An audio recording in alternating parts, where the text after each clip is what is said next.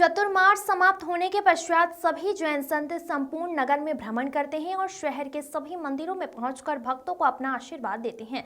इसी कड़ी में संत शिरोमणि आचार्य विद्यासागर जी के परम शिष्य विनम्रता की मूर्ति मुनि श्री विनम्र सागर जी महाराज सासंध मंगलवार को श्री शांतिनाथ दिगंबर जैन मंदिर न्यू देवास रोड एवं पाटनीपुरा पहुंचे, जहां बड़ी संख्या में उपस्थित समाज बंधुओं ने उनकी अगवानी की। समिति अध्यक्ष और संयोजक पूनम चंद जैन सदभैया और विकास जैन सदभैया ने बताया, महाराज श्री के आगमन से संपूर्ण मिल क्षेत्र के समाज बंधुओं में खासा उत्साह है। विनम्र सागर जी महाराज का प्रवास आगामी 3 दिन यहीं रहेगा। इस दौरान विनम्र सागर जी महाराज 26 दिसंबर से न्यू देवास रोड पर होने वाली रामकथा में अपने अमृत वचनों की वर्षा करेंगे और भगवान राम के चरित्र पर अपने विचार और उसकी व्याख्यान करेंगे। विनम्र सागर जी महाराज ने गुरुवार को कथा के पूर्व अपने वचन में कहा कि हम सब सनातनी हैं और सनातन वैश्विक धर्म की रक्षा करना हम सभी का कर्तव्य है। किसी भी राजा के राज करने की पहले पद्धति अहिंसा है और वहां अहिंसा हमें प्रभु श्री राम से सीखनी होगी। साथ ही मित्रता भी श्री राम से सीखनी होगी।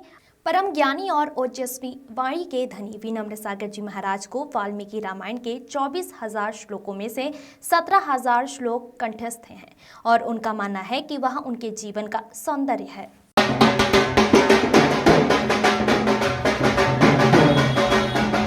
चरणों में जलादि अर्घम निर्वाम ते स्वाहा। नमो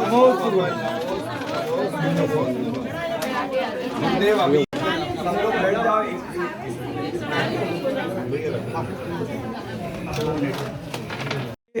हिंदू शब्द की एक बहुत सुंदर परिभाषा है कि जो हिंसा से बहुत दूर है वो हिंदू है।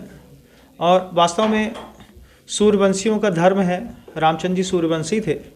वास्तव में सूर्यवंश क्या होता है, रघुकुल क्या होता है, भगवान आदिनाथ जिनका उदाहरण गरुड़ पुराण और विष्णु पुराण में भी 114 ऋचाओं के माध्यम से हम सब पूरा सनातन समाज देख रहा है।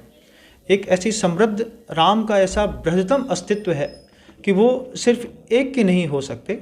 हम जब तक उनकी आराधना नहीं करेंगे, मैं मानता हूँ मेरे साधु जीवन का भी निर्वाण प्राप्त मुझे नहीं होगा। इसलिए वो मेरे प्रभु हैं।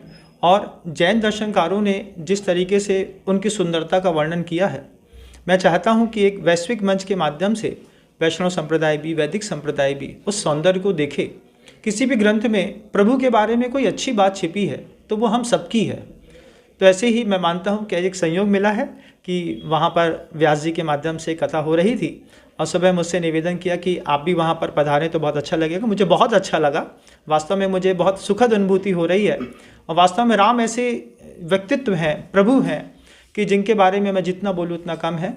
मेरे पास बहुत सारा कुछ है प्रभु श्री रामचंद्र जी के बारे में बोलने के लिए, क्योंकि वाल्मीकि रामायण जो 24,000 श्लोक प्रमाण है वो मैंने पूरी पढ़ी है। उसमें से करीब 1700 से ऊपर श्लोक मुझे कंठस्थ हैं जो मैं याद कर चुका हूँ और वो मेरे जीवन का एक सौंदर्य है। और मैं चाहता हूँ कि प्रभु का सौंदर्य वाल्मीकि ऋषि का रामचरितमानस, साथ ही साथ पांडुचर्य, आचार्य रविशरण आचार्य महाराज ने जो सुंदरता के साथ बातें लिखी हैं वो जनमानस के बीच में आए। एक वैश्विक धर्म की आवश्यकता है।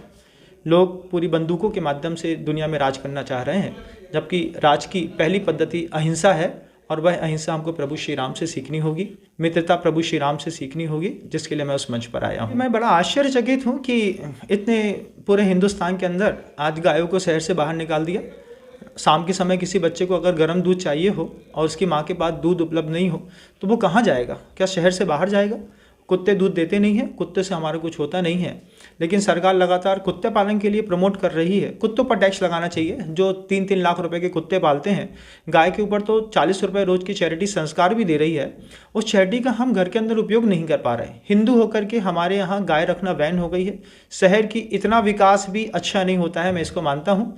इंदौर स्वच्छ शहर जरूर है, लेकिन स्वस्थ शहर बिल्कुल भी नहीं है। जहाँ पर गाय का गोबर गोमूत्र नहीं मिलता हो, जहाँ पर लक्ष्मी और सरस्वती का निवास है, ऐसी मुख्य चीज़ें ही जब जनमानस के बीच से गायब हो जाएगी तो हम अपने रेडिएशन से के माध्यम से जो विकिरण हो रहा है, जो बीमारियाँ हो रही हैं, उसको हम कैसे संभाल पाएंगे? एक विचारणीय है। आज नरेंद्र भाई मोदी की सरकार में इस तरीके से गौवंश के लिए जो शहर से बाहर भगाने का उपक्रम हुआ वे बिल्कुल गलत है।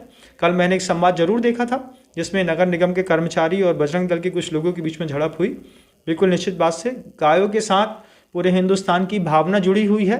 अगर उनका स्थानांतरण भी करें तो पूरी श्रद्धा और भक्ति के साथ करें। जैसे एक बुजुर्ग मार्ग को उठाया जा रहा है, तो निश्चित रूप से गायों को लेकर के हमारी अच्छी सोच बनेगी।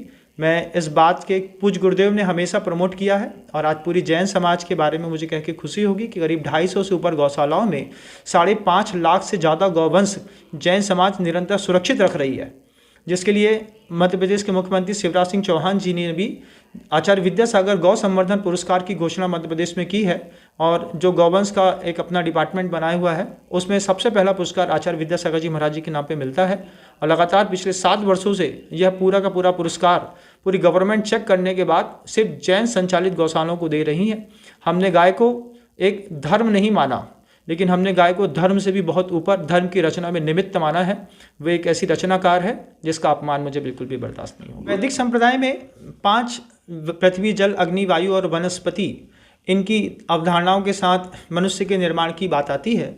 मैं इस बात को कहता हूँ कि अगर इन पंच स्थावर कहते हैं जैन दर्शन में इसको, अगर मान लीजिए हमने पृथ्वी दूषित कर दी, जल दूषित कर दिया, अग्नि दूषित कर दी, वायु दूषित कर दी, आकाश दूषित कर दिया, तो निश्चित रूप से हमारी मृत्यु होगी। इसका हम परिणाम देख भी रहे हैं कि आजकल बेटियां 4 फुट 11 इंच से ऊपर की हाइट लेकर के नहीं आ रही हैं।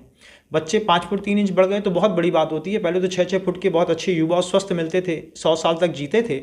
और इन 5 तत्वों को दूषित करने के लिए मनुष्यों ने जितना भ्रष्टाचार किया है, नदियों में प्रवाहित होने वाले जल में पूरा इंडस्ट्री का मटेरियल बहा करके पूरा पानी दूषित किया, कारखानों से निकलने वाले धुएं ने वातावरण की वायु दूषित करी है, अंदर की अग्नि दूषित हुई है। पहले तो ये निश्चित होता था कि गाय के कंडे में जब हम बनी हुई बाटी खाते थे तो हमारा स्वास्थ्य बहुत अच्छा रहता था, लेकिन आज मीथेन गैस के उसके अलावा हमारे पास कुछ उपलब्धता नहीं है।